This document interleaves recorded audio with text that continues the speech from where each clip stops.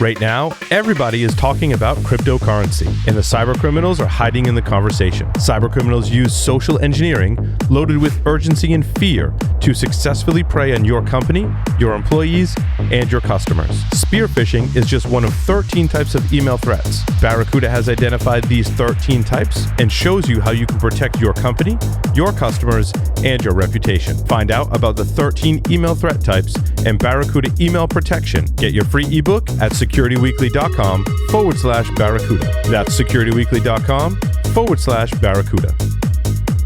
SOC analysts are often overworked and underappreciated. In fact, many consider leaving their jobs or changing careers altogether. Devo is hosting the second annual SOC Analyst Appreciation Day to pay some long overdue kudos to analysts and encourage organizations to improve their job satisfaction and mental well-being. Join Devo and other cybersecurity industry professionals on October 19th for sessions and panels focused on de-stressing, SOC career development, and more. Visit securityweekly.com/Devo to register.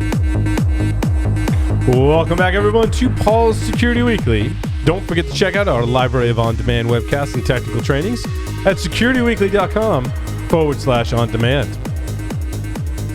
And now on to the security news for this week. Where are we going to start?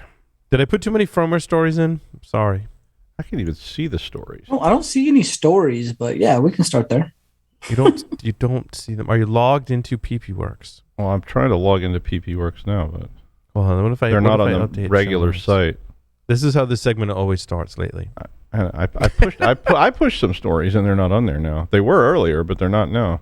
It's trying to push now. Well, I guess we can always talk about. We can talk about the exchange 0 days. I get 0. Is it multiple, or is it just the workaround doesn't really work to protect it? There's two. No, I mean it's a chain. It's a chain vulnerability, yeah, right? There's two vulnerabilities. There's two CVEs tied to it. Gotcha. Elaborate. And again, no surprise in this with exposed exchange services, right? We always see interesting things happen in OWA, EWS. These ones are just a little different. This is dubbed not proxy shell, so how original. Very different than the last one. Is that like not Petya? Is that where we're at now? Like we've run out of names for these things. So now we're just calling them not something. Yeah, something like that. Shell. So what's the dilly with this one? So you've got two different CVEs. Is it 2022 41040? 40, and then 41082. One is a server-side request forgery. The other one is an RCE.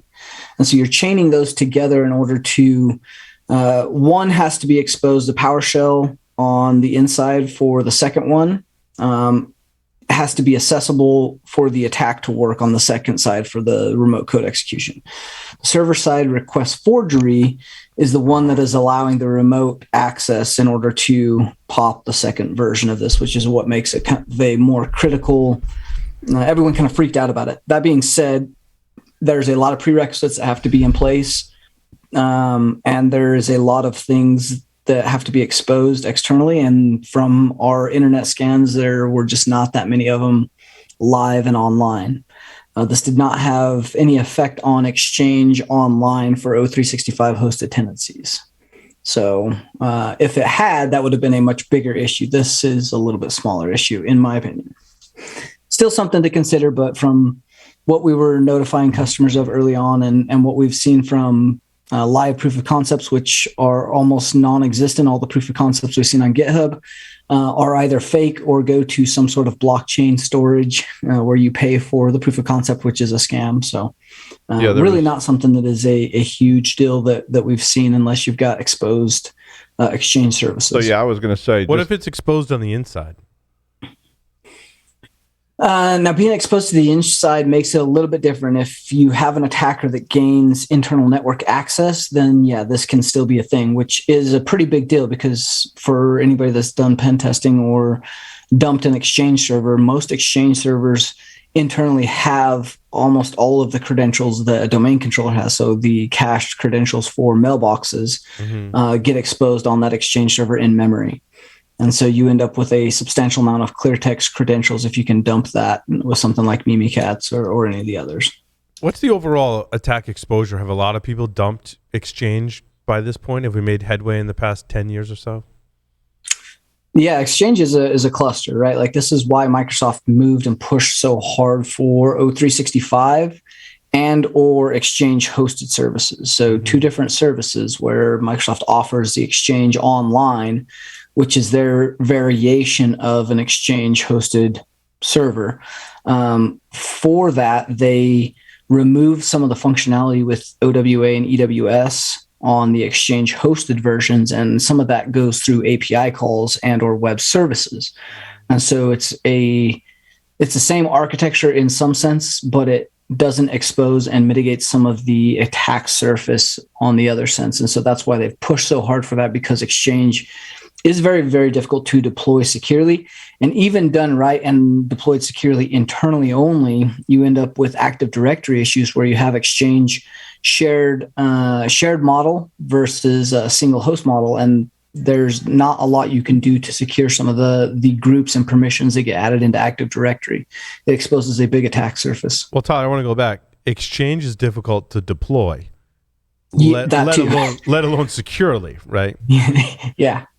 I mean, I was there at university when we were deploying some of the early Active Directory and Exchange infrastructure, and it was no small feat. I'm assuming that's stayed the same. How many floppies was that? A lot of floppies. It was a lot. A lot of floppies. And it's one of those services that you're trying to put up, and everybody's yelling because they want to get it up and running, and so people say, just fix it, make it work, and then when you get to the point where, I mean, I've set up a couple of these too, and when you get to the point where you're like, okay, now I need to secure it, and it's like, okay, it stops working, and you have all these problems. So, and it's very we'll just tentacly secure it later. Well, yeah, of course. And when we get a free day, we'll secure that. But it's got a lot of tentacles into your whole operation. So I just can't resist. So, Dr. Doug, once you get it up, then you have to secure it, all those tentacles, right? That's right. Okay, I couldn't resist. I had to. No, yeah, just don't Google any of that. Bad idea. Like don't go there. Oh dear God! I mean, how many email securing services have we seen over the years that have been focused on everything from SendMail to, good Lord, all the other damn mail servers that we've all installed and forgotten and have copies of on the bookshelves. Comet Mail, Exim, Postfix. VMail. Exim and Postfix. Yeah. Postfix. Oh my God. Postfix was better. Postfix was better though. That was Postfix was better. Pizza Venema. We had him on the show with Dan Farmer. Comet VMail were so bad. SendMail was horrible. But hey, it worked. It worked. You know, it was. So my point is not like I'm not bashing them, but was Microsoft any worse? I mean, or any better? Probably. You know, every mail server had its. I didn't think it was any worse. It just seemed more complicated, and like I said, it had a lot of tendrils. I'll use tendrils instead of tentacles, but it unlike say Comet, which was just a standalone box you parked somewhere and you could secure it with a firewall or whatever. Exchange just has lots of tendrils reaching out into lots and lots of places, and you didn't necessarily understand them. And so I felt like it was more complex to configure and set up, let alone the security of it, compared to some of that older stuff that I had set up in the past. And so, yeah. Well, because you're doing everything. Deployment was definitely harder, and then you ended up with things like Exchange has your identity integrated, right? Like Active Directory was a big integrated part of that, where you had online and offline address books. You've got the tie into Active Directory for identity. You've got all of the different pieces that hook into Windows through Outlook and your Outlook add-ons. All those pieces kind of tied into the complexity of Exchange itself, as well as the risk that Exchange posed to the identity, which was Active Directory and Active Directory's hook-ins to Exchange, which were high privilege and high visibility in order to make all of those pieces function. Well, I mean, don't forget too, with Exchange, we're talking about, like Tyler says, you got the directory piece, you've got the MTA piece, you've got the actual email access piece, which could be not just your traditional web access, POP and IMAP, but also what is the protocol that the Outlook FAT client used to use to talk to the Exchange server? That was a separate. That's a separate thing. What was that? Was it LDAP? No. No. What did say it again? So when you had a fat Outlook client and you said, I want to use this Exchange server, and you linked it all together, it talks to the Exchange server, not over POP or IMAP. I mean, you had auto discovery. You ended up having Dimitri the auto says discovery Mappy. piece had Mappy. Mappy. Yep. Mappy. Mappy. Mappy's it. So you had Yeah. another protocol. Yeah. So yeah, you had the integral pieces of a lot of things that tied into identity, the desktop, the credentials, and being able to use the cache credentials and hook in your WebDAV, all of the different pieces that made Exchange good to use in a corporation, and why it is still used and still integrated as part of Outlook. Well, also it was your calendar. Because it just functioned. It was Yeah. your calendar before Right. Google had calendars, right? Oh, so just a And quick shared calendars. So just a across quick question for corporations. Tyler then. Do you think that and I haven't worked with it, so do you think that the cloud side of this, that 365 stuff, is better? Yes, 100%. I mean, the setup was, I actually did a setup with it just for experimental purposes, and it was so much easier to connect to, but I haven't actually used it or run it in a production environment, so I was just fiddling with it. O365 is a very secure environment. Okay. Like, Well, by default, it has some security. You can secure it even further, especially if you get into things like E3 and E5 licensing, where you add advanced telemetry from ATP, ATA. Except now for there's Teams. also, so you have Well, hold on. O365. Except for Go ahead. Teams, And SharePoint. you got to leave Teams out because Teams is not secure. Jesus. Depends Dimitri on how says you deploy Mappy's. Teams, right? Dimitri says Mappy's getting removed from all Exchange Online tenants this month. Oh, So that, yes, all the legacy authentication is basic auth moved. is Now you gone. have to distinguish the difference between Exchange Online, which is Microsoft's hosted Exchange service, Right. which removes some of EWS, OWA, puts some of that stuff behind APIs and eliminates the identity piece to a certain extent. And then O365, which is entirely different than Exchange Online. That is not an Exchange product. That is O365, which is an entirely different product and tenancy. right. And then that I'm is sorry, also I have to ask different this from question. Azure AD, Right. which is an entirely different subset of things. Right. Has anybody come up with a way to open up more than one O365 account in a single browser? For God's sakes, it's driving me nuts. Besides incognito mode and get another browser, I do all this. But No. like, I can have 4 No, Google accounts. It's a open. nightmare because I have 2 accounts just for like between my personal stuff and school, and if you figure it out, let me know because it's a nightmare. Heaven forbid you need to run both those accounts on an iPhone or iOS device, and you have something like an Intune policy that wants to manage that app. You cannot do that. Oh my God, it drives me nuts. But that's a huge advantage of Google is I can have multiple Google accounts tied to different browser instances, and I'm totally fine. It's only when you get to the Microsoft suite that you're totally is that a screwed. security issue, Paul? With the SAML token and JWT token? Is it? You tie your Chrome profile to your Google account. What happens when you have more than one Google account in the same profile? No, that's a security issue. 100% you're right. Yeah, I try and keep those separate as best I can. Well, the browser tabs are isolated from each other, aren't they? Well, tabs, yes, No, they are not. but well, But Tyler, they're sandboxed. They're seeing different cookies clearly, or it wouldn't work. That's true. They are have seeing access different to the cookies. DOM. The DOM has access to multiple tabs, those inter-process connections for Google, and its ability to connect to those tabs through the underlying engine is very much utilized. well, it's complicated, and then there's Otherwise, Stealers would not work. But yeah, browser Google extensions wouldn't tries work. to put that stuff in place to separate that stuff out as much as Well, possible. they do. I mean, it is sandbox. There is some privacy and some security, and we always find a way to break those. Yeah, I mean, there's a same origin policy as well that also helps, but is also bypassed as well. I mean, just like anything else, it's bypassed. Yeah, I don't trust the browser further than I can throw it. It's true. All right, moving on. That was a rabbit hole.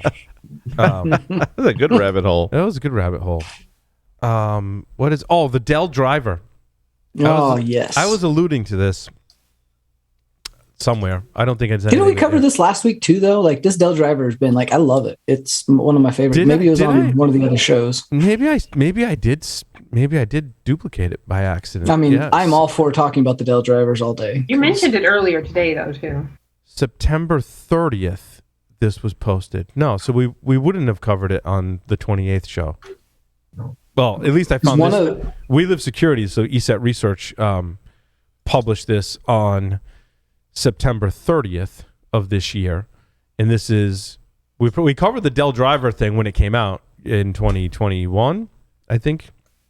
2021, yeah. 2021, CVE 2021, 21551 is a legitimate, I believe it was a signed driver from Dell that has a vulnerability. And when you exploit a vulnerability in a signed driver, you can jump from user land to kernel level access on your Windows system.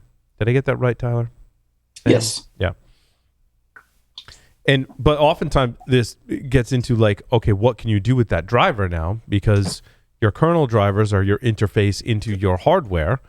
And so this gives attackers like an amazing amount of access. This is one of the methods where they're using it to disable other protections. Because even from the kernel, you can start disabling. In fact, that's what this did. It disabled a whole crap ton of protections on the system. 7 to be in. Yeah. Yeah, this is. I mean, this was used by mechanisms, right. Lazarus Group like way back. This was the 2021 stuff, right? Like we've seen this leverage for quite a while, but the ability to have signed drivers and modify those for unhooking and getting that kernel level access, like that's the whole goal, right? Like when I build a rootkit, it is to unhook, and you don't even have to be. You can do this from user land with the right permissions, Right. which is what a lot of the kits do, so that they're not having to trigger alarms where they're hooking into system level kernel rootkit stuff. They're actually unhooking from user land, which is where your EDR lives. All of the hooks for EDR typically are happening at user land hooks. So if you're able to get lower than that and unhook those visibility points, then EDR is useless and has no visibility, which is fairly trivial at this point in time. So just another bring your own signed driver, right? Like this is how we're leveraging DLL sideloading, where we're leveraging a signed binary in order to call a DLL hijack, which executes code in a Right. DLL But that you bring along through a signed protection? binary. What's the protection for this? If we say we're getting around EDR, what is monitoring the kernel? I mean, it's hard to go, hey, that signed driver is doing something. Like it's signed. It's like you would think. Now, this is a whole other discussion, but the fact that it's signed means that the kernel trusts it, and there has to be some implementation of trust in this system. But like, what's monitoring for when that stuff is not so trustworthy? Is it behavior based? Is it how do I know? And if the driver hasn't even been tampered with, and you're just using the functionality, like what was it, WinIO? You're using the functionality in that driver to make changes to stuff. That's how stuff should be working. So how do we know if this is anomalous or not?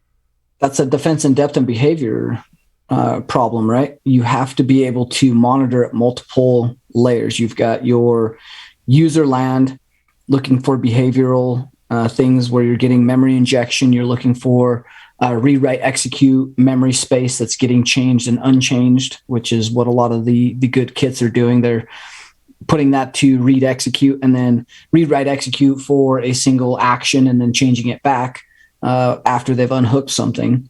So these different modules and rootkits and FUD loaders are allowing that modification to happen. So you really have to have visibility at the user land, at the kernel level, looking for behavior at the network level where you're looking for C2 for beaconing, for DNS requests, and then at the edge where you're monitoring anomalous behavior, like has this ever communicated out with this user account? So you got your proxy settings, you've got your user settings, you got your behavior analytics around this computer reaching out to a domain at a certain point in time. Has this computer ever responded at this hour? Has it ever used this user account? Has it ever communicated with this website?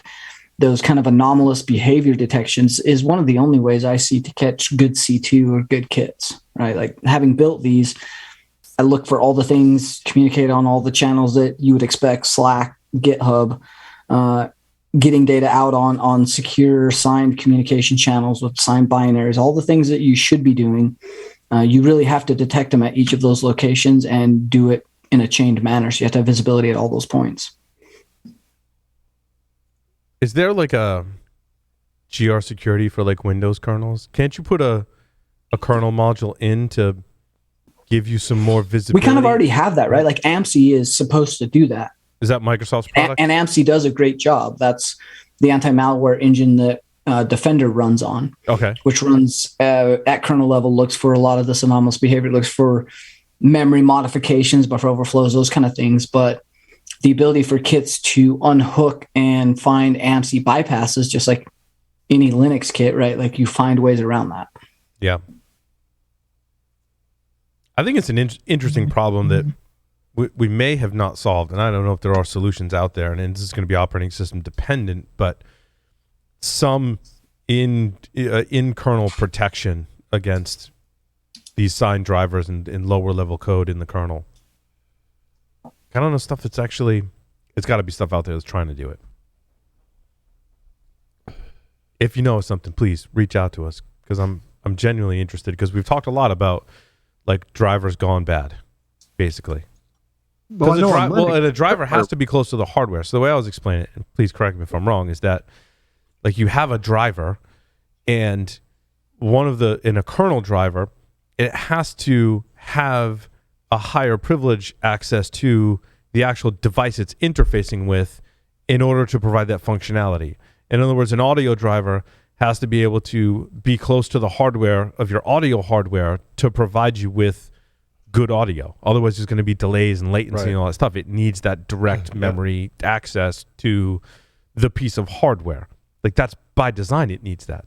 And it has to be loaded, because it can't be built in usually, because otherwise you'd be locked into a piece of hardware. So it has to be updated. Right? It has to be able to be updated. So it has all the symptoms of things that are going to cause problems.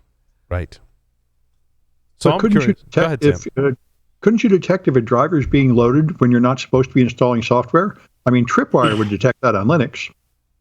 It's interesting. A lot of my thoughts come back to Tripwire, which is interesting. And I mean, like keep it if the driver's signed and drivers get loaded, like the drivers that come default with Windows as part of the Windows, if they're signed and valid, then they're going to be loaded without a problem. There's no, like, Microsoft's compatibility and interoperability with multiple pieces of hardware has always allowed that. I mean, same for Linux. Like if it's a signed Linux driver and you're loading it, it loads and unloads some of those on the fly, right? I mean, Correct.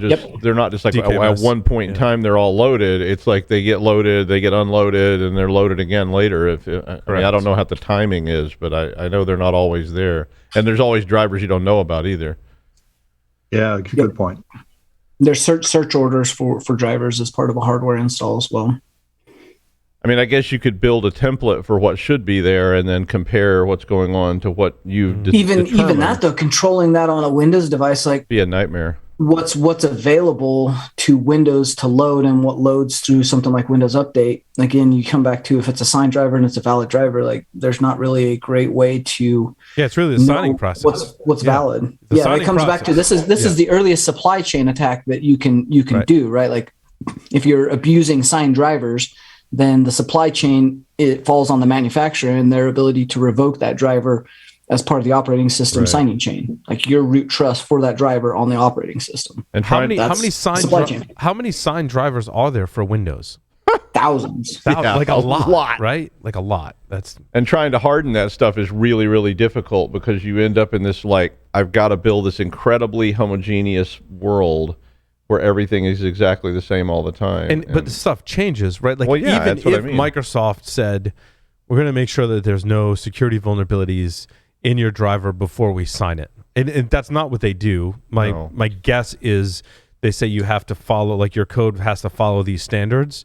In other words, you have to implement this security feature, otherwise I'm not going to sign your driver. They're not checking actually how they do that, or if there are vulnerabilities. They probably, at least that's the case with the UEFI third-party secure boot signing, is that like, if you want your code to be signed, you've got to implement this security feature, for example. They probably do the same thing with drivers, but that's not saying that things don't have a vulnerability. But the problem is, what happens when that driver needs to be updated? Now you got to basically retest the entire code base.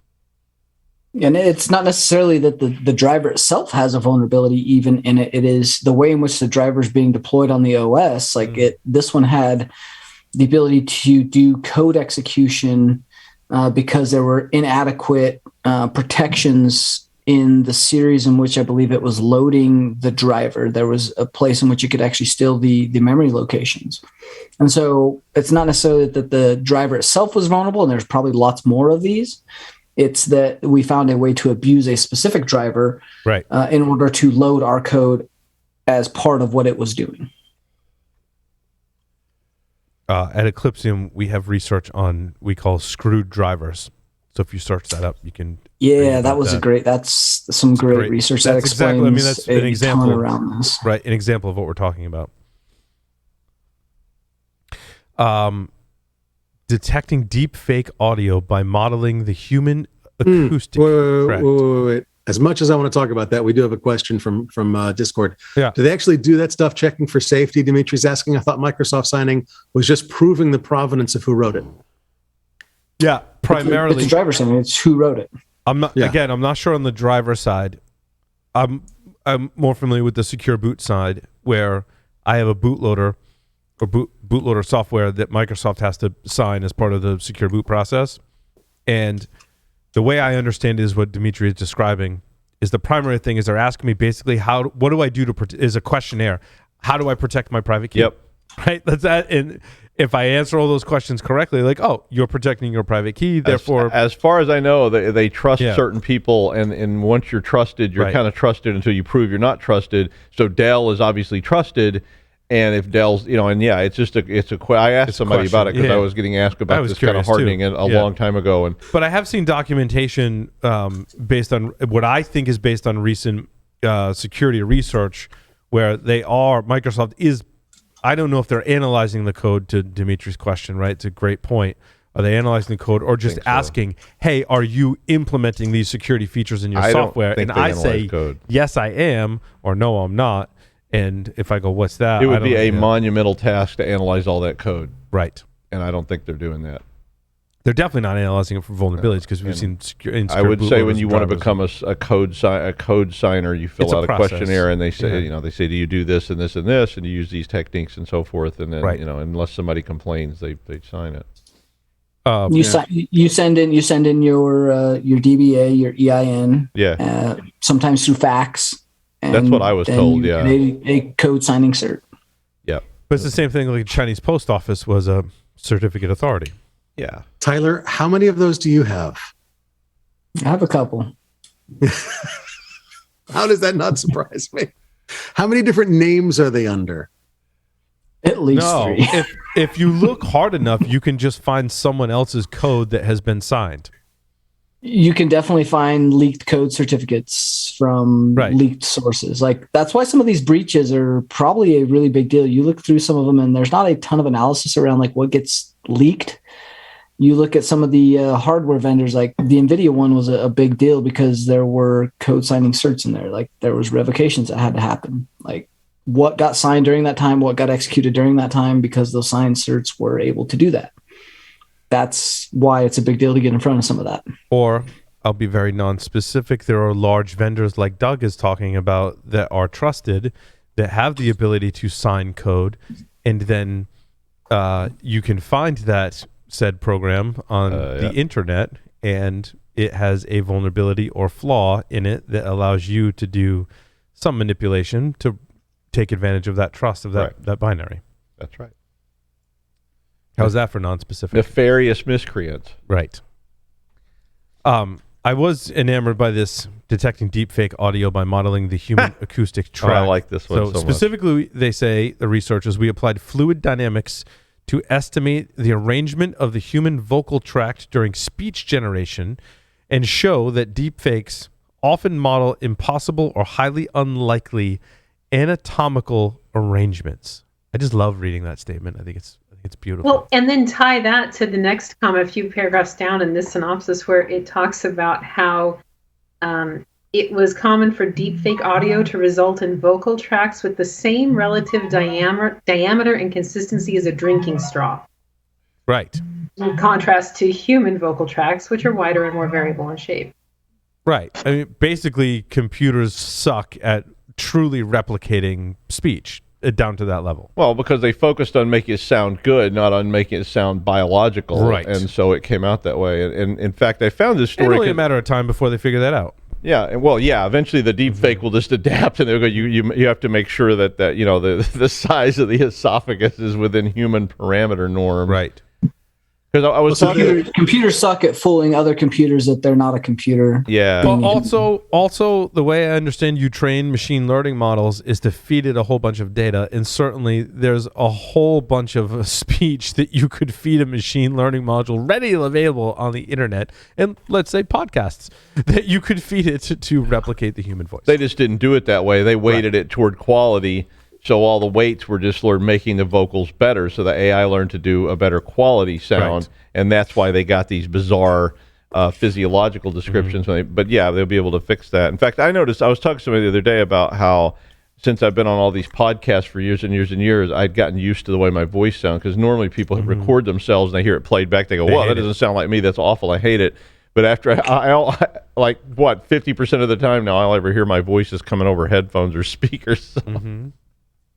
So the kicker here is that when Deepfake started, the first thing they modeled was the shape of the mouth and then the internals of the mouth. So it looked like, instead of it bleeding through to the background, that it was actually an inside of a mouth that they were looking at. But it was very generic. It was just sort of flesh tones, or sorry, not inside of your mouth flesh tones, flashes of teeth, flashes of soft palate, etc. They concentrated on the human ear hearing, and what they're going to have to do is start concentrating on making sure that the sounds created are created in as close a model of the original speaker as possible, which means what they're going to do is they're going to take audio from, let's say, Doug. Okay, let's assume we're deep faking Doug, because we all know we want to do that. You do, Josh. I can tell. We just need enough hours of Doug's recorded audio or Paul's recorded audio, which I don't know where you would find. Yeah, how would you ever acquire such a thing? So I feed Doug's audio into the system and say, okay, model his esophagus. Correct. This is going and then bad I call places. the sex toys manufacturer. I knew you were going there. I could see it coming. But also in that model, you could probably tell, you could then feed new audio into it if you had the right models, and tell how drunk Paul or Doug are based on our speech. Yep. If you could somehow flag in the audio segment. That's interesting, but I didn't think about that. No, what I'm saying is, but I could model Doug's esophagus and vocal cords and such, and then when the deepfake was created, use that modeled, the simulated vocal geometry to actually create the sounds. Yeah. So it would match what reality is within human tolerances. Yep. As well as, by the way, being able to do that sort of live. And then you could transport that into video. I mean, basically, you could make complete replica robots of Paul and Doug. Cool. I don't well, think yes, but they'd look weird, and you'd need an alien named Station to do it. Okay, but anyway, the world's not ready for that. Jesus Christ, Gus. But you will be assimilated, Josh. Do you go ahead and approximate the liver damage that's going on too? And I think that's a part of the sound, right? I mean, you have to get all the just squishy bits in there, or it's not going to sound right. You have to feel that your liver is like hard as a rock, so there's sort of a little echo coming from like the right side down there a little bit. You laugh, but that may actually not be that far off. You look at like between the CRISPR data we have now from genetics and our ability to get life insurance, or our kids to get life insurance later. And now you start to calculate your public inebriation and ability for computers to tell how much you've been inebriated in a public space. You probably have a risk factor that is getting determined by some algorithm at some point in some database. Very likely. I feel like that's part of the plot to a lot of science fiction films. Yeah, except a lot of science fiction comes true. It's so true now, though. No, very much so. But that also goes by ancient history. I mean, because those chambers that are near the some of the pyramids, they were sound chambers that were used to diagnose people. Huh. What? Yeah, I'd have to look it up. I mean, I'm looking up Aztec death whistles just for funsies, because now we're talking about sounds. But like, what? Just the fact that you heard the term Aztec death whistle on this show means that you should be here watching. It's a great name for the episode. All right, the band name called it. Aztec death Have whistle? you ever heard an Aztec death whistle, Doug? No, I don't think so. I This is not definitely a joke. have. I went to the pyramids and they're How many they D come in batteries these, does it take? panthers and they. No, an Aztec death whistle is a special whistle. When you blow the whistle, it sounds like somebody's screaming in pain and agony. Not a joke. Yeah, What a they sell them useful all thing over to the have. Aztec ruins. Like you walk around down there, there's these little Mexican guys running around like blowing these damn whistles in the shape of a panther. Scare the shit out of you. I'm going to carry Sounds one on the subway at all times. Are we done with that Aztec death whistle? Yeah, okay. Mandy, what we the hell doing is this with about Aztec pyramids death whistle? diagnosing people? Some kind of sound, acoustical diagnosis in the pyramids, a sonogram. Yeah. Well, they were all about cats. Apparently, you can get scanned at the same time. All right, while Mandy's looking that up, how to solve common problems of embedded firmware. I thought this was interesting because it basically says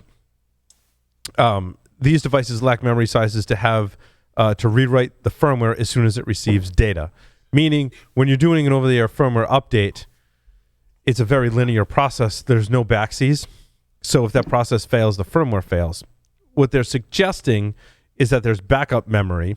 So basically, you can back up the critical components of the firmware, I would assume, while you're doing the over-the-air update. If it fails, you can restore from that backup memory. My whole thing with this approach is now you're adding a huge cost to your embedded system that people are not going to incur. Right? But how much does RAM cost anyway?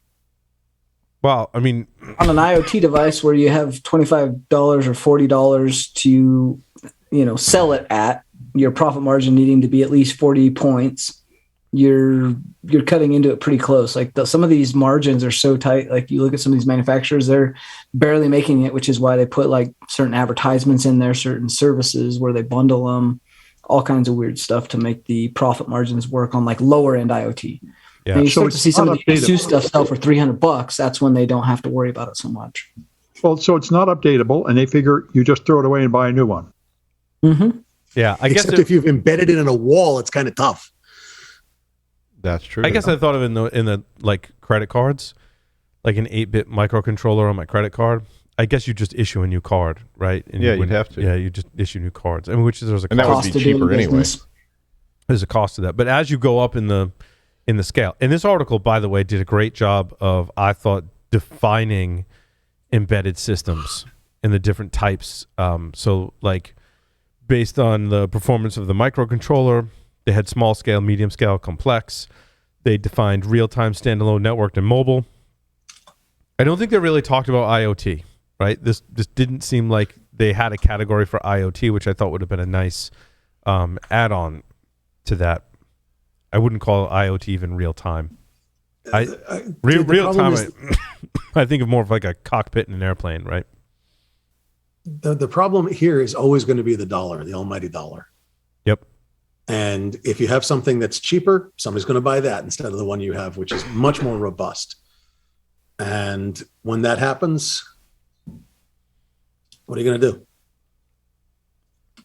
I don't know. I guess also to Sam's point, like having more, is it that much more expensive even today to have enough? Or do you just reduce the size of your footprint to allow for it, which is a little more time in engineering, but more time in, but also the manufacturer wants you to go buy a new device. They don't want you to run this device forever. True too. So there's that. Anyway, I thought it was an interesting article.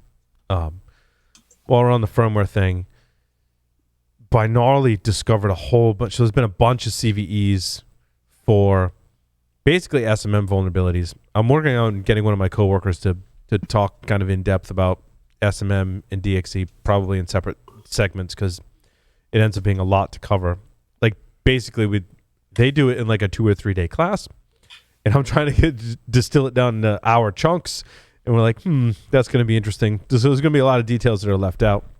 But a lot of CVEs have been issued recently for SMM vulnerabilities, SMM and DXE vulnerabilities, essentially. specifically related to UEFI firmware. Acer had a bunch. Inside H2O, which is kind of, it's a BIOS manufacturer, right? It's kind of like AMI. They make primarily BIOS firmware that you can license. So in Frameworks, my other laptop, not the one I have here on set, is a Framework. Josh, you have a Framework, right? Yeah, I have a Framework laptop. So Framework licensed the BIOS firmware from inside H2O to run on the specific Intel hardware that they chose to use in their Framework laptop. And so Binarly did the analysis of that particular firmware. So like basically, and I think they went kind of up in the supply chain, anyone who has licensed that firmware or has that code from inside H2O is potentially vulnerable to one of these vulnerabilities.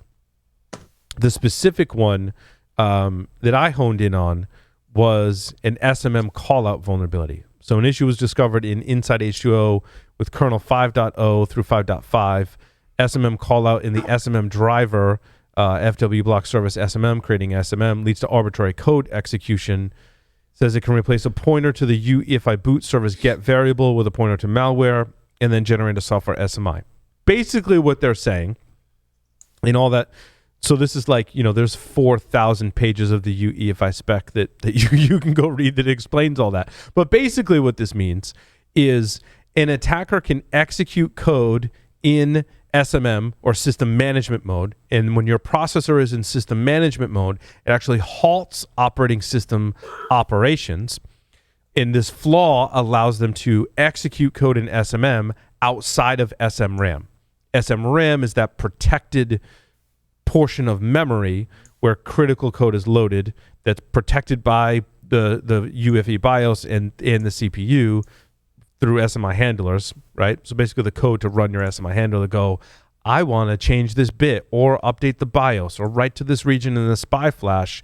The governor that protects those things lives in SMRAM. So if there's a vulnerability in that means I can execute code outside of SMRAM, means I can have code running anywhere else in memory and have it run in the context of SMM mode, which means I can make changes to the system I normally wouldn't be able to make. Is that just like level. A pointer instruction that points to another memory location, and Correct. Then you pull all that code down from there, and it's run in SMM instead of being run in the normal mode? Instead of being protected in SMRAM. Yeah, but it's just code from out. Okay. Correct. Yeah, you're just able to call those handles to the registers for that memory space or handle, which is usually a GUID, if I remember right. Correct. Now you're getting like deep into UEFI and SMM with GUIDs, and that's all in the spec if you want to go read it. There's also some great open source training. So my secret as to how I was able to understand all of this to the a very minuscule amount I'm able to understand it and help explain it to everyone is one, I work with folks who have found vulnerabilities and work for Intel.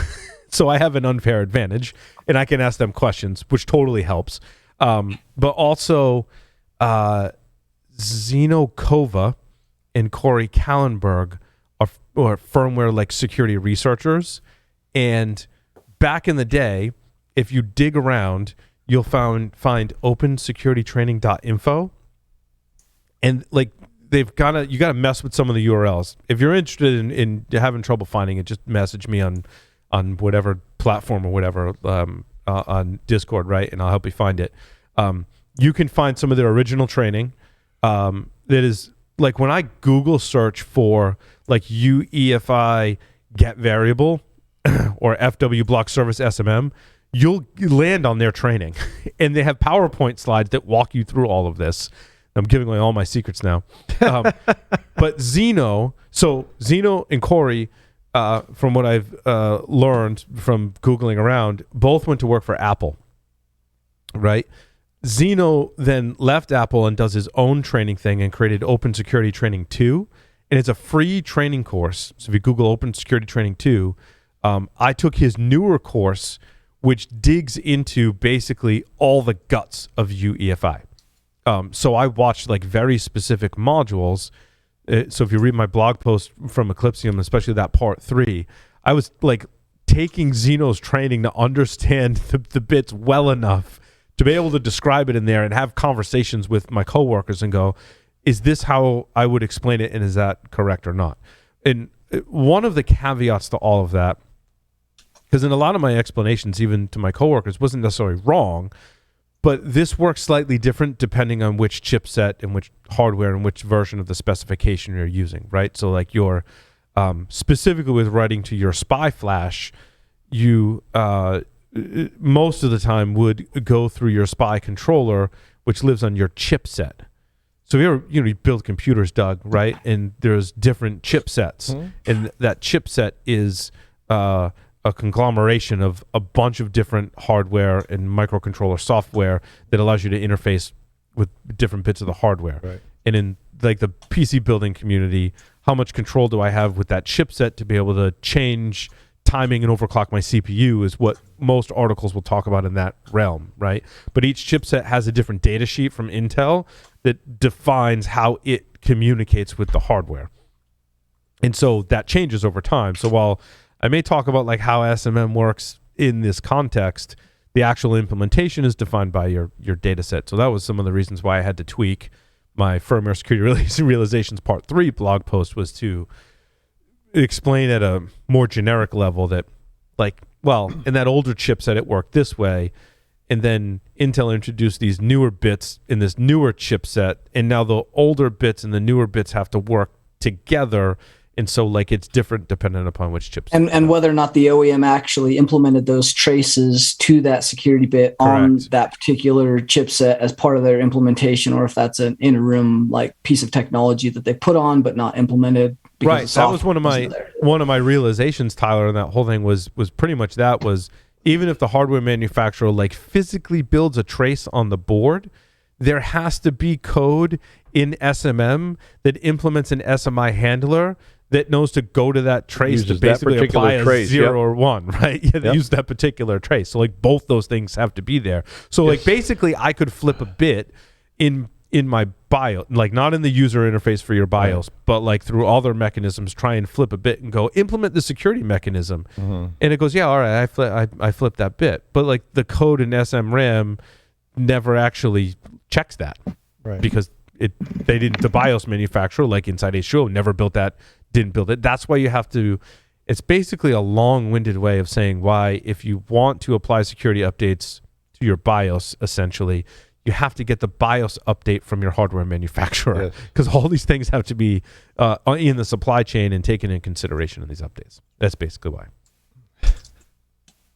But so now when you see an SMM callout vulnerability, that's the high-level overview of what we're talking about. And again, there's a tremendous amount of detail. That was the high-level overview. That was the high-level overview. Yeah, it gets, again, Zeno's training, Open Security Training 2, if you Google for that, and you're going to have to spend a lot of time. I mean, you're basically learning, electrical engineering to get up to speed, and it's there's a lot. It does get right down into electrical engineering. There's a lot of there's a lot of working pieces of this that you have to kind of understand, which is why not that many people do it, because it's a lot. Mm-hmm. But Paul, your article, your blog posts, I guess I should say, are actually pretty good explanations of it. I think a lot of people could read and access. So if you haven't seen those, check them out. There were links to them in the news. You can Google them or whatever and find them. And I think they do help you if you're just trying to get maybe not trying to design your own stuff, but if you're just trying to get an understanding of what's going on with the hardware, BIOS, UEFI stuff, it's a good place to start. God, wait to see what's coming up next. Make sure you read what's there. It all just seems to be geared to making me feel like inferior. So, well, it makes me feel kind of powerless too. Like even the laptop I'm sitting in front of here, like I know it has vulnerabilities, and I know I can't fix them, because the hardware manufacturer, MSI, hasn't produced the updates to fix the issues. Exactly. And like, my hands are tied. And they may never fix it. Well, no, they haven't shown any signs of fixing it. Oh, they do? That's just at that's just at the laptop level, right? Like you're talking about firmware and chips that are expensive.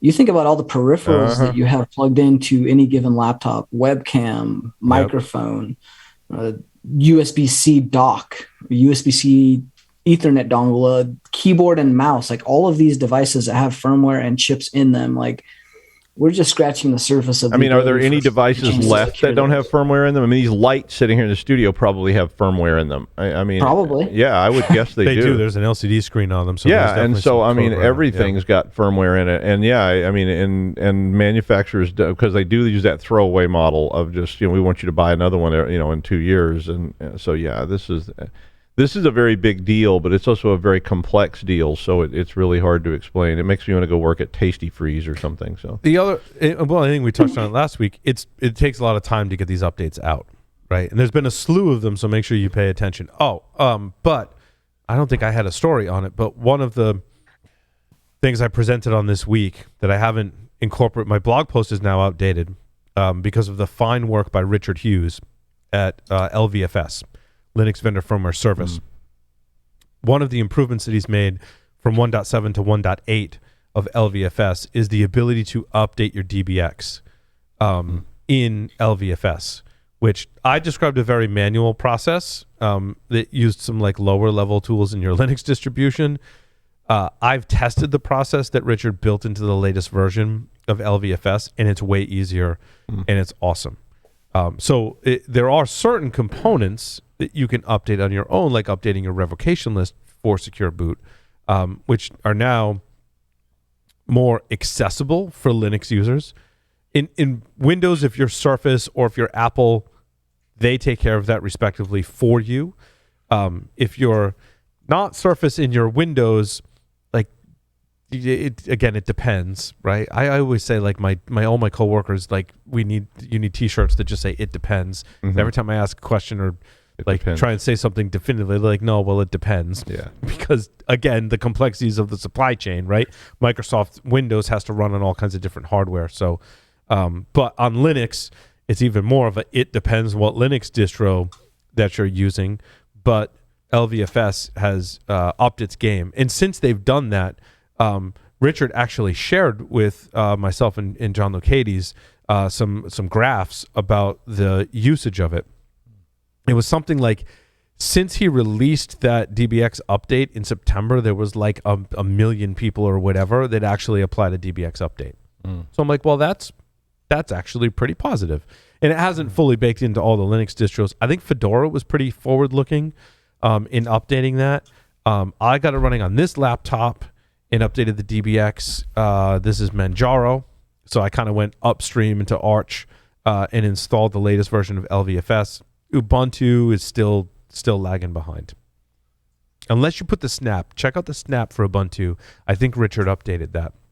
And I will say, package managers. Let's talk about package managers. Well, I'm going to say, we could do like a whole 3-hour segment just talking about the software supply chain and security and just Can we? Yeah, because it's. Well, but I want to say, unlike Ong saying you need eye protection and probably Kevlar to do some of the stuff he was doing, this stuff is also dangerous. Oh, very dangerous. Not to you personally necessarily, but if you're starting to fool with this stuff, be sure you get some disposable hardware to practice with, because you can brick it. And you can brick it such that you'll never use it again. And so I'm more comfortable with DBX updates, but of course you are. It could, as in Microsoft's case, it triggered BitLocker in certain circumstances. I'm just saying. Yeah, I have point, Doug. Superstitions come from sometimes reality, and I know I bricked more than a few pieces of BIOS and stuff down through the many years. And so when you start playing with this low level stuff, it's easy to start fiddling with. But be careful, and it's just it won't. You won't take your eyes, but it may make you wish that it had. You're going to be ordering a SPI controller, and learning how to use flash ROM. Exactly, and no one wants to go there. Yeah, I mean, maybe you do, but I'm you just don't want to be forced to go there. You may want to go there; it'll be fun. But I'm just saying, don't hold back. But be careful; you're not doing it on that expensive, notebook that you bought. It relates to Secure Boot, and I wanted to talk about VMware ESXi hypervisors. Tyler, I know your knowledge goes pretty deep in this stuff, but they talked about what I wanted to unpack a little bit on this show is, what's a Vib? What is a Vib? So it's a Doesn't go bzzz. It's a software that is installed. It's kind of like a package or an extension within inside of like Chrome. If you think of it like an extension within inside of VMware, it adds programmatic features to VMware vSphere. And that's probably the best way to describe it. It's a package tool that can come in the level of drivers. Back up again. Come in the level of software. Go ahead. Back up again. What's the difference between vSphere and Esxi? So Esxi is the hypervisor that runs on the bare metal. That is like your host. That's like so if you think about an individual virtualized host, that's Esxi. Okay.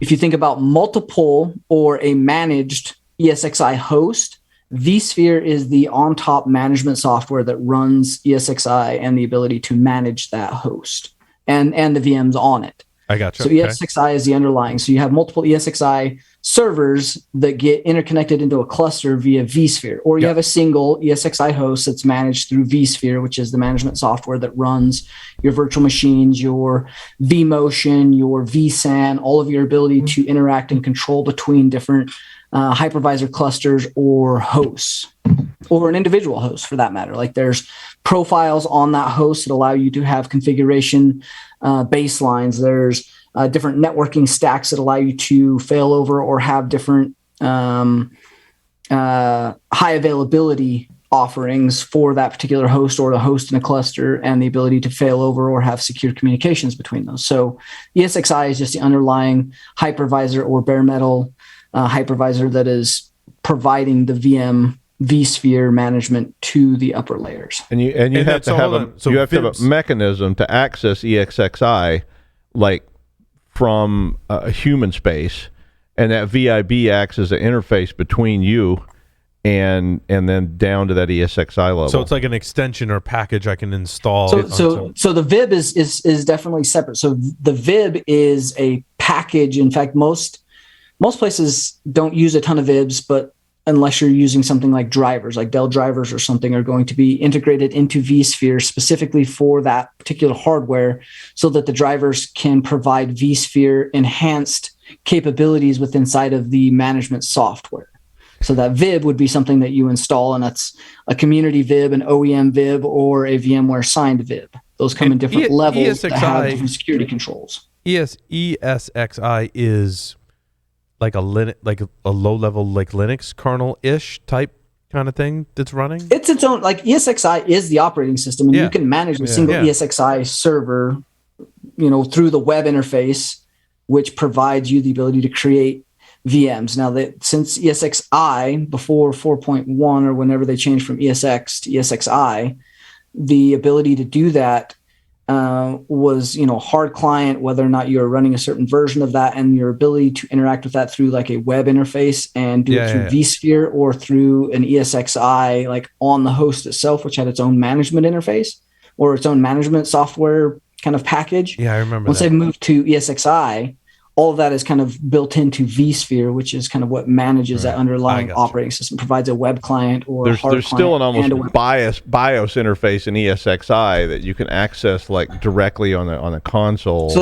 that's called the DCUI, the Direct Console User Interface. Right. Is that like a UEFI shell almost? It kind of is.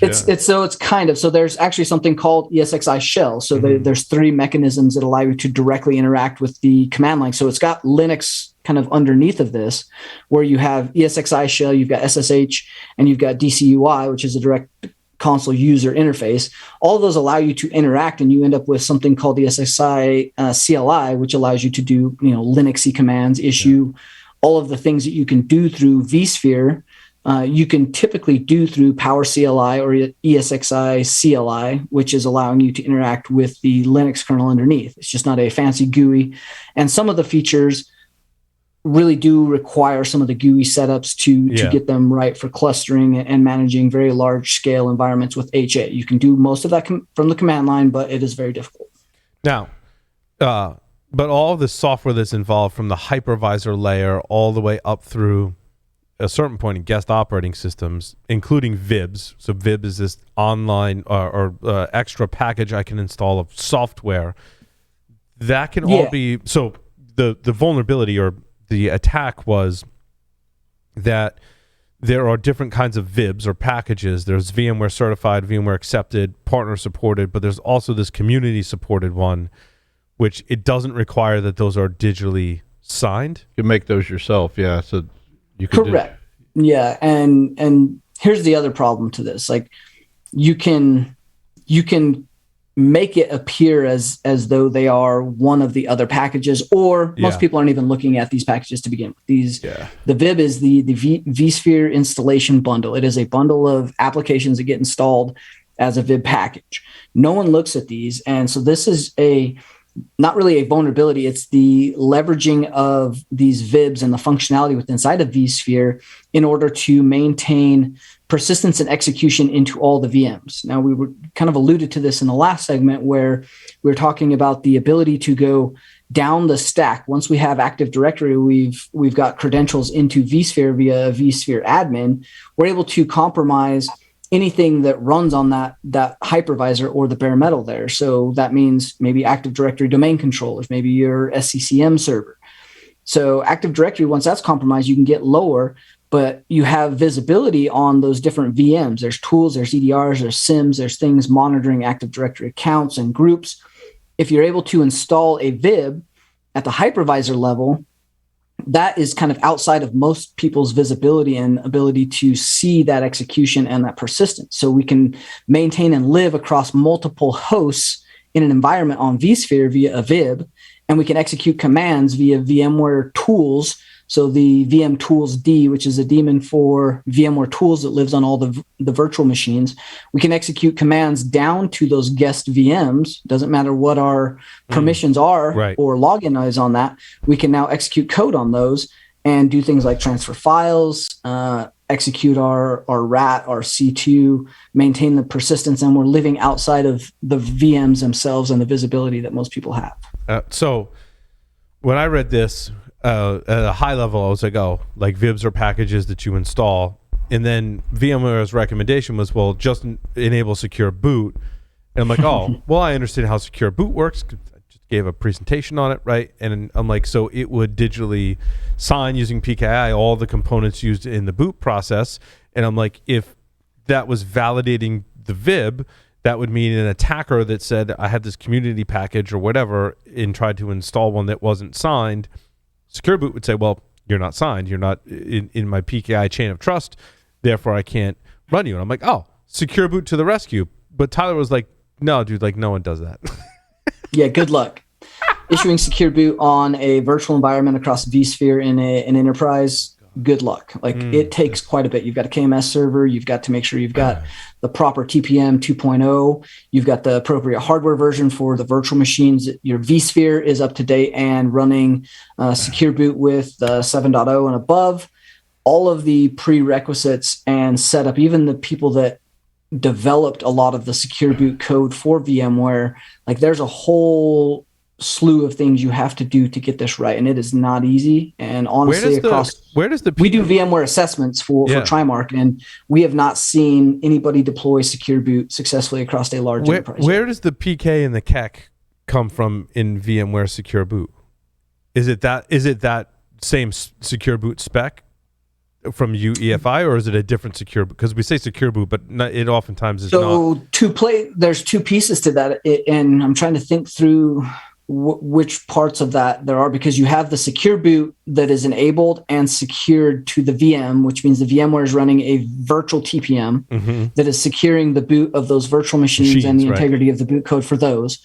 But then there's also the Secure Boot for the hypervisor and ESXi that is providing the TPM and the security root of trust chain for Secure Boot down to those VMs, and their Secure Boot for things like VIBs and integrity checking. So you're secure booting the secure booting. Yeah. Correct. The VM has to have a Secure Boot process that probably looks more like a UEFI Secure Boot, but then you need a Secure Boot process in ESXi to get you to that point, because it's actually an operating system. Because you have to have TPM 2.0 just to run Windows 11, right? I think you have to have that enabled, or Windows 11 won't even run on VMware because it's an instance. That's correct. It's an instance of that back-end TPM on the hardware that has to be I don't know if it instantiates just a duplicate of that, and if it's not available, then it has no way to instantiate that, and Windows 11 says, sorry, can't run.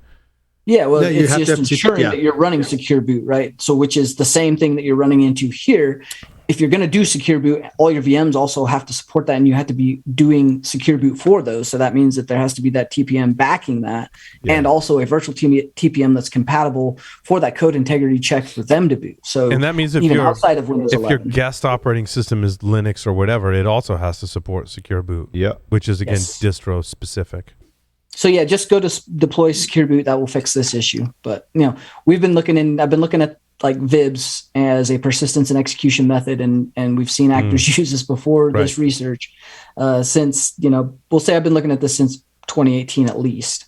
And there's all kinds of stuff you can interact directly with. In fact, I found a whole bunch of hardware interactions from OEM tools that deploy signed Vibs, things like NVIDIA, that allow you to interact with the hardware for SPI sniffing, for firmware dumping, for firmware flashing from a Vib. So there's a lot of things that you can interact directly with the hardware, all the way down to like IPMI and BMC interaction in order to change code on the BMC or interact directly with IPMI. And those are all Vib bundles that are signed and backed. So the fact that they found backdoors is not surprising. It is just a place that we've been saying is going to be the next vector for many of these threat actors. We're just starting to see this in the wild. So just be aware this has been a thing. This is something you can now look at, and we're actually going to release our Vib scanner that does the ability to check the signatures and look at your community levels and what Vibs you have across your vSphere, I think this week. So, I wanted that's very much a supply chain issue as well, and I want to transition to another supply chain kind of style story, right? In Josh, you and I love to talk about supply chain. Did you see Yes. Did you see the Packagist PHP repository supply chain attack? Oh, it's so evil. It's so evil. On the surface, I was like a vulnerability in a PHP library, which is what I thought it was, like isn't a supply chain attack. That's a vulnerability in a library. And then I read the description, and it wasn't the one that I linked to. Like in the Security Affairs one, they link to the post, and this came from Sonar Source. Sonar Source is the one that found this vulnerability, and you want to go read their write-up of it. It was published yesterday, and the high-level takeaway in their write-up is basically they figured out there was a command injection that they could do in the way they were using Git that allowed them to run arbitrary code on the Packagist server, which is the global repository for any PHP package that's using Composer. So if you used PHP Composer before, it's like CPAN for Perl or PyPy for Python. Yep. You have Composer for PHP. So if you installed, Composer install, I forget the syntax. I've actually used it before, right? And you use Composer. And it's funny, I used it and I scripted it inside of a container once, and I was like, I have no idea who's packaging these packages or where they're coming from, and I'm just including this in my container. And security-wise, like security person to me is like, holy shit, this is bad. Paul, this is what you were discussing about Flatpak and Flatpaks just the other week. Yep. And like you were literally saying exactly this thing, and you're like, well, I don't know who did that Flatpak, so how do I know it's legit? But how do I know there's not something bad? This is not a maintainer of a package or a specific package. This is an attacker has command execution on FlatHub in that example. And in this example, that's a good example. Yeah, good analogy. Packagist is like the FlatHub or the PyPy service for it. Yeah, but how many people are actually downloading from Packagist and using Composer? I mean, come on. Okay, so it's only like 100 million a month. No, virtually all organizations running PHP code are using Composer. With maybe a stretch, but Composer serves 2 billion software packages every month. So basically, I can build a backdoor into 2 billion software packages every month. And that's where Sonar Source was able to get code execution, because it was in the automated. So I have a PHP package they want to include in Packagist so that someone can use Composer to install my software, if you follow that logic, right? I create this package that basically, when Packagist consumes my update or my package, there's basically a command injection inside of that it can run any arbitrary command inside of a shell script on the Packagist server. And so now I potentially own all these 2 billion package updates. That's what I got from it. I don't know if... No, that's the way I read it. Okay. I mean, and the problem is that you're talking about something that is, I don't think that all organizations are using it, but it's damn near ubiquitous. Well, like I said, I was building a container for some PHP code, and I needed to install some PHP software, and the recommended method was to use Composer. Now, you could do that manually, and it was a hell of a lot more work. Very similar to how if I run Gentoo, I'm compiling everything by hand, or I can do apt-get install, flatpak install, or snap install, right? Composer is very much the same thing. Yeah. So I'm like, I'll just use Composer. And again, like red flag went off. I'm like, where are these packages being stored? Who's validating how these packages are being installed? Who's maintaining? I guess a more relevant question in this case is who's securing and maintaining the package distribution system? And the answer is use the packages. Everybody's doing it, man. Right? What's the problem? Are you chicken? But and the answer is it depends. It depends. Well, it's the same thing when I run Manjaro or you run Arch Linux, right? There's Manjaro's package manager, and then there's the ability to install Arch Linux packages as well.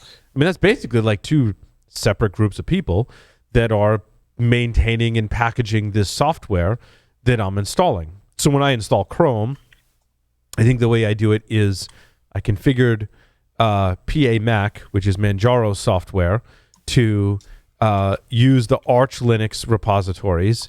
And so I say I want Google Chrome, and it gets the deb package from somewhere and runs some other scripts to unpack the deb package and has some other package management stuff that basically packages and installs that software from Manjaro. Did I get that right, Tyler? Because you used to run Arch, right? Like that's basically the way it works.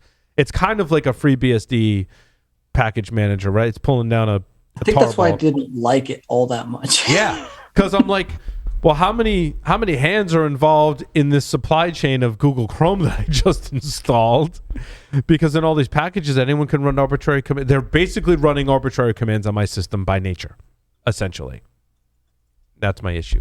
And then we have this problem with PHP. And this is very much a supply chain issue. Wholeheartedly. And it's continually going to be that. Like we've got the hardware issue on supply chain, firmware issue on supply chain. We've got packages on the supply chain. We've got libraries like SBOM, FBOM. All the bombs are going to be more and more critical as we start to move forward, especially with the geopolitical stance of, where we see China, where we're getting chips from, what we have in play with Taiwan. Like this whole thing is just a keg just waiting to go off. And all of it's multiplicative as well, because it's like as a developer, when I write code, if I was like PyPy or whatever, you get used to selecting certain packages, and pretty soon you have a sort of template, and you may not even need some of those packages, and you just have them in there all the time. And if those are contaminated, you may end up with packages contaminating other packages in code you didn't even think about, because I wasn't even using that package this time. I just included it, but it's still in there. You didn't know because it was a transient dependency. So it was a dependency of the library or dependency of a dependency of a dependency. You don't even know. And I just want my code to work. So, but like your package manager, like PyPy, for example, is taking care of those dependencies for you, Doug. Right? And it's including all those transient dependencies, so much so you've got code running inside of your software. Unless you're going to look, unless you're using like a Sneak or any of the SCAs, you don't even know that's and you would literally have to go through all that code. I mean, you'd have to get the package, go through the code, and see what it's connecting to, and on and on. But that's the argument for Gentoo. When I talk to Gentoo users, I think they were very forward looking into this problem based on their lack of trust. They were like, no, I want to compile and deal with this all myself, but that's a whole ton of work. Oh my God, it's insane. It's a ton of, but I've also, done it. But also, you're taking on all that responsibility, and even some of the smartest people I know are like, yeah, I got my Gen 2 system to the point where like it just doesn't work anymore. Because like you have to deal with all of those. Every Gen 2 user's been there. And like I've done this, like I've tried to, what was I trying to install? Some software. You were trying to get the sound and video drivers working. No, it wasn't. It wasn't that. It was some software, and it was chipsec actually, which is hilarious because I work with some of the people that wrote chipsec, right, and have talked to some of the developers at Intel that are writing chipsec, and I'm like, oh, I'll go and compile that myself on my new Linux distro, and like it doesn't work, but if I take the upstream like Arch one that someone else has compiled, they figured all that out and it installed flawlessly. And I'm like, so I got something that works because someone more familiar with this particular Linux distro and all the dependencies has figured it out, or I can go try and figure it out on my own to be more secure. And so I'm like, well, I need the software to run because I want the output so for my presentation or whatever it was, right? So guess what? I trusted that package maintainer had figured out all those dependencies for me. Mm-hmm. But in that whole explanation, what I've done is I've extended trust to someone someone I don't know. Basically someone I don't know. Someone that you have not examined, someone that you have not, you're taking... Verified. I haven't verified it. You haven't verified. And so remember the thought web of trust? And so I knew this person, and so you could... If you knew me, right, you could understand that I verified that person. I mean, we're building towards that kind of aspect, but but industries still have to, and organizations still have to understand who they're doing business with. And SBOM is one variant of that. But then you've got like, who's actually packaging it? It's not just the developer; it's who's packaging it. Right. It's who's running it. Where is it running? What's going on? Where's it being stored? Right, like that. Again, back to this PHP example. That developer could be extremely diligent and use all signed commits in Git and, really secure their laptop, their environment, have two-factor authentication on all of their entire development process, right, and secure it. And then put it in a package repo that has some command injection where anyone can then go modify that code. And that's how you end up in Bellevue just writing sudo apt-get install in bodily fluids on the wall over and over and over again. But Linux, this problem isn't just in Linux. Again, we're pointing it out. It's in everything. Languages, frameworks. It's in all of us. We're doomed. That's it. All right, we're done. Yep, that's sort of the end game of Security Weekly. But it's weird. Like at the end of the day, we've got to trust something. Hell no. Like in what we described, like we don't even know what we're trusting. Okay, check out DMZ's comment in Discord. Because DMZ has a little bit of it, just a tiny little bit of experience with apps and device binding to apps and things like that, risk-based application catalogs, a little bit. He's good. And I'm just busting on you, man. He's furiously, I can see DMZ is typing. Stops. DMZ is typing. But you can, with Deb, you can validate the build parameters, the source of the code, and then you need to do the risk assessment and tie it to the rest of the world. And he's right. But that still means that you need to do the risk assessment on God knows how many developers, God knows how many package managements. Like, it's crazy. I mean, it's one thing to validate the deb package is the deb package I'm supposed to be installing. But also when you look at the apt packaging system, there's the repository that I'm pulling it down from. That has a separate key to validate that the repository it's coming from is at least cryptographically signed with that key, right? But an attacker that gains control could conceivably also gain control of that key. That's my concern in both those cases, right? If I'm going to modify a deb package, conceivably I could modify the key that signed it to say that this deb package is the deb package you thought you were installing. But then the same thing has to go for the repo. This software came from a repo. Do you trust that repo? Well, there's a signing key for that as well. But if someone takes control of the repo, conceivably they could also take control of the signing key for that repo. I don't know. Well, there is a solution. If you just write everything in assembler, none of this will happen to you. Yeah, but That's what you Steve have to, Gibson does. you have to compile the assembler. And what if your compiler has a backdoor that's compiling your assembler? And what about the compiler that compiles the compiler? To go back to, was it Kernighan's paper? I think was that Brian Kernighan? Oh God, are we doing that one again? Yeah, but that was the first. That was one of the first in the 1986 or whatever it was. Right, was describing the supply chain problem. And it's the same problem we're describing today, Josh. We just have a boatload of more software. Sam, to your point, right? It doesn't matter what software you use. Someone has to create that software. Someone has to create the compiler that creates that software. Someone has to create the compiler that compiles that compiler. Yeah, well, this is just human life in society. You're trusting all kinds of people. You're trusting the people in the grocery store not to poison your food and such, you know. Right. No, it's true. It's true. That's exactly Really? what we're talking about. Stop. But the FDA has standards for the food that you eat. And when they're broken, there are sanctions on that kind of thing. Okay? Well, Tell me who does this for software. So wait, what you're saying is every developer needs a pen test. Every repo needs a pen test. Every package needs a pen test. The FDA is like compliance. Like it's like but what happens when you write bad software is you end up humiliated on podcasts. That's the control. It's humiliation.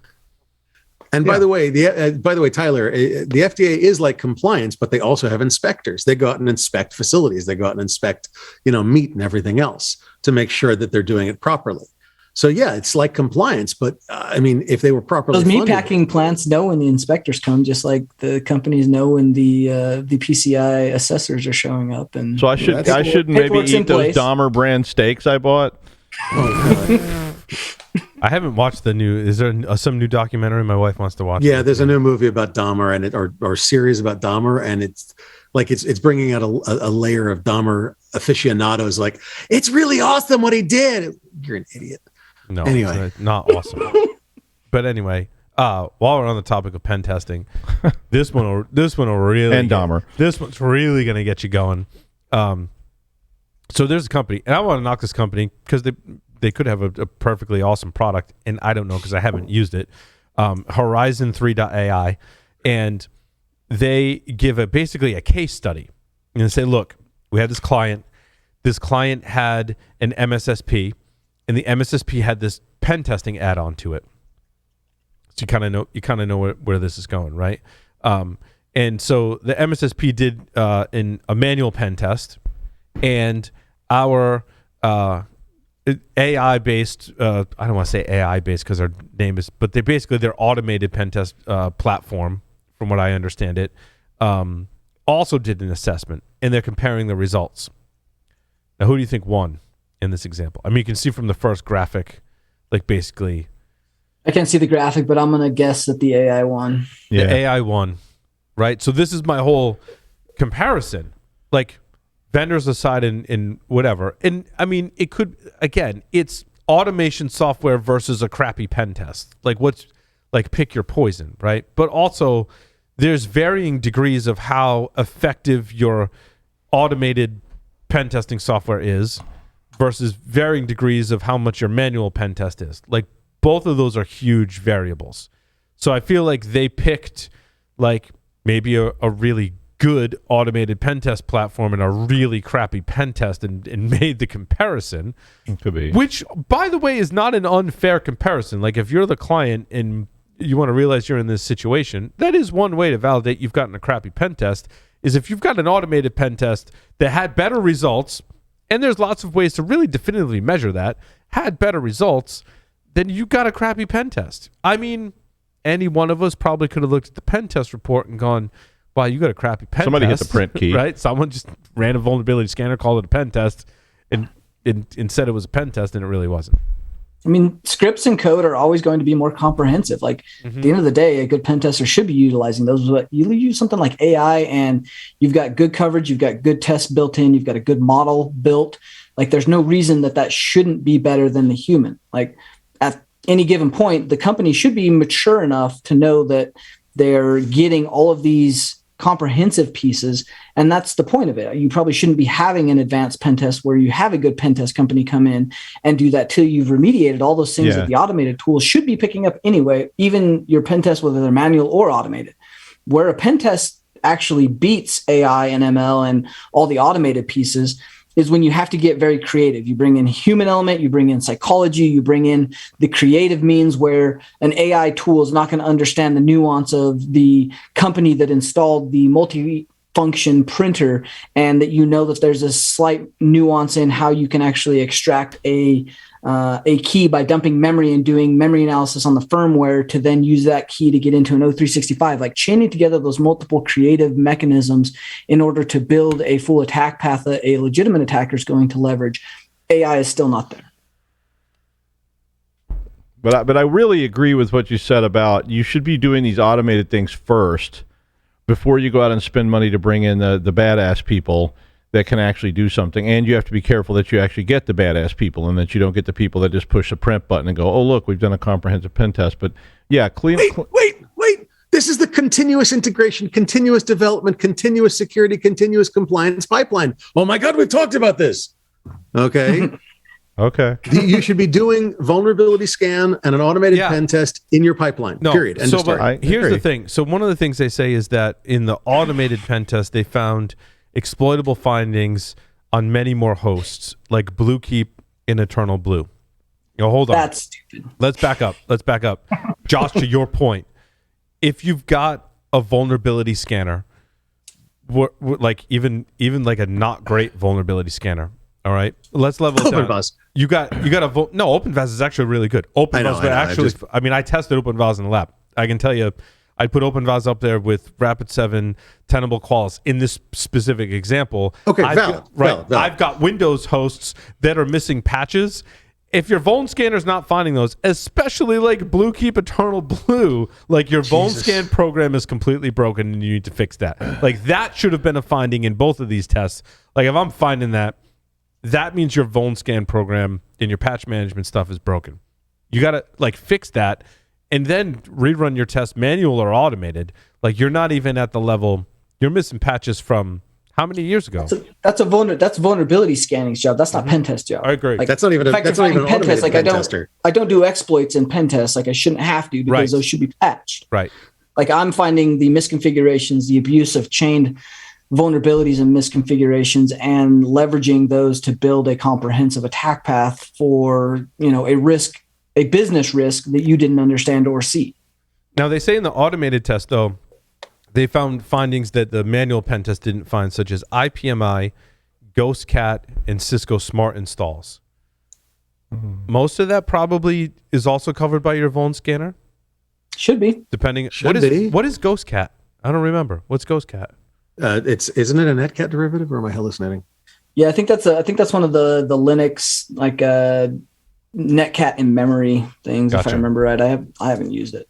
It's a vulnerability in Tomcat. Look at that. I didn't realize that. Okay, so that's all. But that's my all. Apologies. That's Vuln scanner stuff. Your Vuln scanner should be. That's Vuln scanner. That's CV 2020. That's the 1938.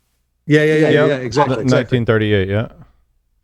Look, if you're not running a Vuln scanner in your pipeline before you deploy any bloody thing, what the hell are you doing? And if you're not running an automated pen test, well, you've got about a year before people are going to be like, what are you doing? Now, I do have to say, if the automated pen test was finding all that stuff, I don't think it's certainly valuable as well. Oh, no, yeah, absolutely. Right? Look, the job is not to replace pen testers. The job is to make the pen testers where they're looking for the things where they're actually going to get in. Yes. I think the job is to make the pen tester's job fun again. Yeah. Like, make pen testing fun again. Yeah. I agree. If you did this automated pen test, I think it's a great exercise, and it proved that you're probably not ready for a manual pen, like a true good manual pen test. You shouldn't be paying Tyler to tell you you've unpatched Windows boxes. That's ridiculous. You should go get this. I'm expensive to tell you Bluekeep is still vulnerable. But you should maybe go get this product. I don't know how it's priced. And if it can tell you about all these vulnerabilities and actually prove that it's kind of like Core Impact, sort of like that automated pen test. Like if that's going to tell you that you've got missing patches and they're exploitable. A friend of mine, Peter Simon at One Force Tech, sells it Horizon 3. Yeah. And it's actually pretty cheap, he says. So it's very, very economical. And again, I'm not knocking the product. I think it's a definite niche, right? And certainly they've shown that it's better than a crappy manual pen test.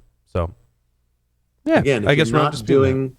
Yeah, if you're not doing automated vulnerability scanning in your pipeline, you're not doing automated pen testing. It's Vulnscan++, but there's some aspect, and it's getting better of doing automated pen testing. If you're not doing it, then like, come on, man. We have gotten to the point, and I think what we've just proven basically is that you don't want a crappy manual pen test.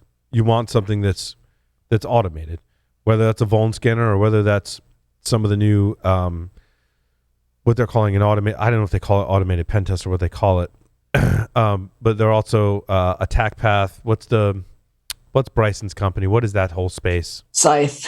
Yeah, you're using attack path playbooks or attack path simulations in order to follow particular TTPs, threat actors, building campaigns that leverage and look for all of the different paths. I was really hot on mapping. That for simulate. What were some of the other companies in the space with Scythe?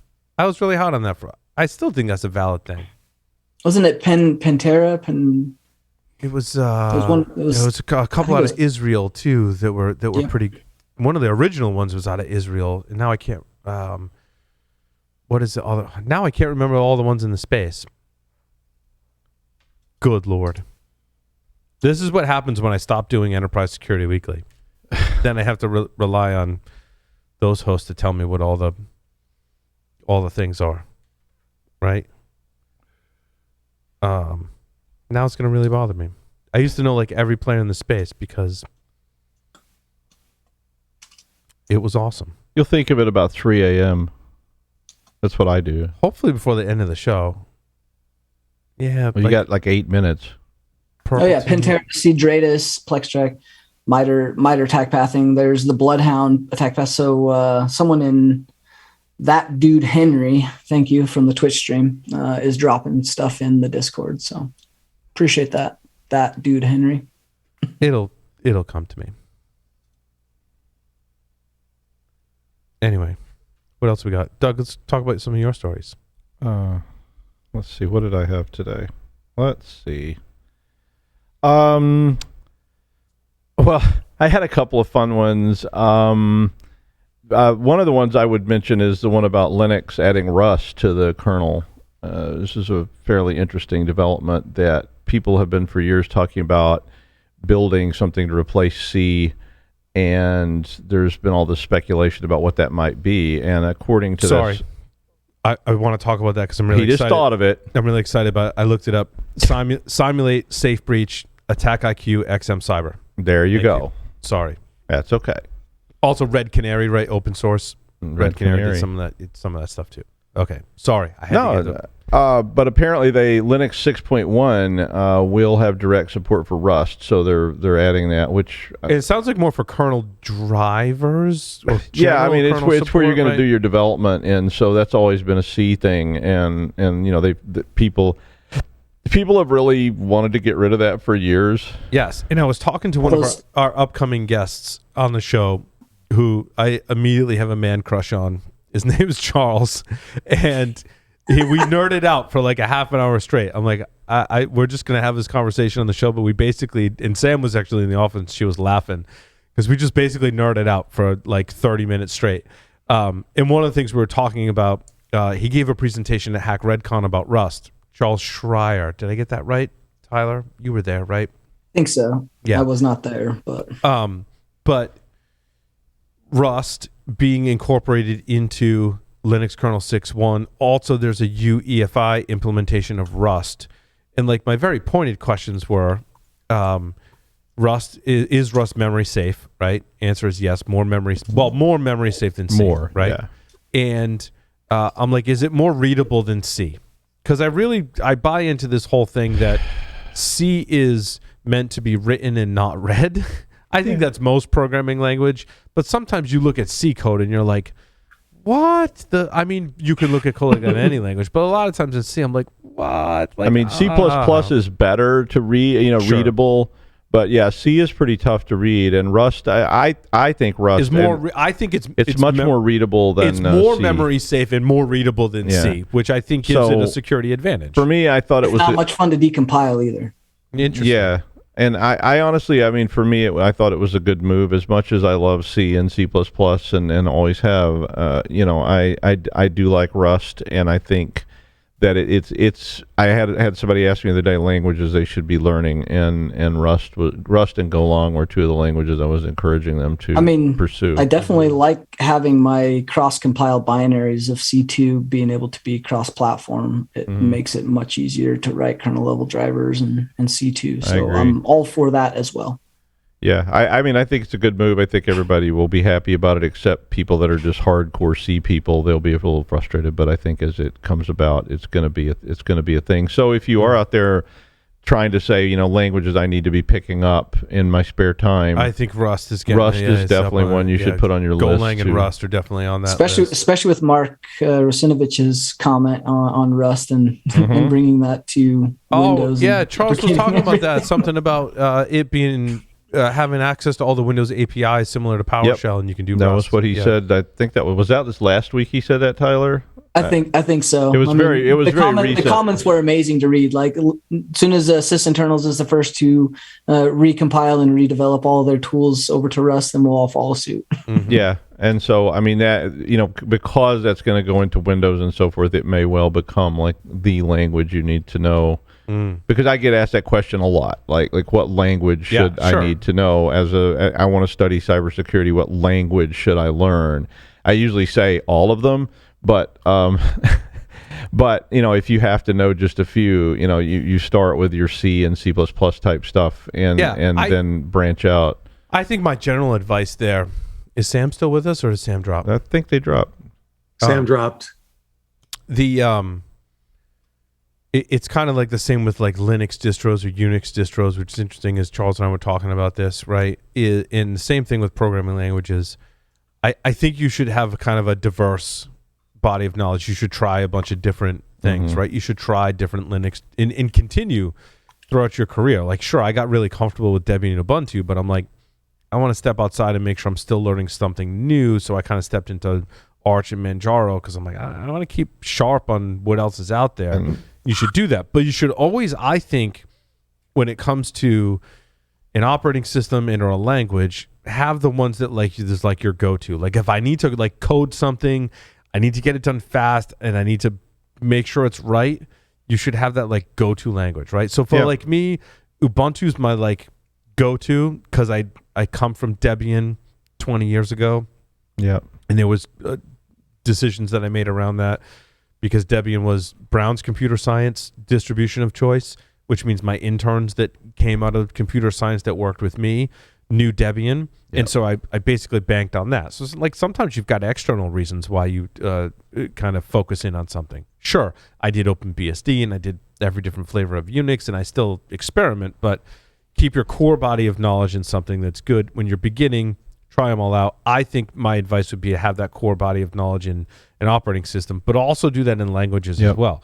Sure, I try and write stuff in, like I did a project in React, and we'll dabble in some C code here and there. But like if I'm going to write something and I want to put it out there because I have an idea, I'm going to go back to Python, and that's my language of choice. But that doesn't mean I want to go, like my next project, I'm like, maybe I'll try Rust just to see what's going on. Well, I always tell people, have something you're good at.